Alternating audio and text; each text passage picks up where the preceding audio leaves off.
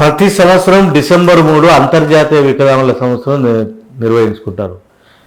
ఎన్జిఓలు, స్వచ్ఛంద సంస్థలు, తర్వాత ప్రభుత్వము, కార్పొరేట్ రంగాలు అన్నీ కూడా వికలాంగుల కోసం వారి వంతు, వారి వికలాంగుల మనోస్థైర్యానికి, వికలాంగుల అభివృద్ధికి, వికలాంగుల సంక్షేమానికి, వారి హక్కుల ప్రచారానికి వివిధ రకాల కార్యక్రమాలు చేస్తుంటారు.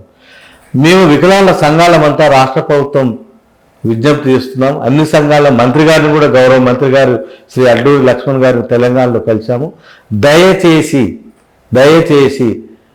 పైసా ఖర్చు లేని జీవోలు తీయండి.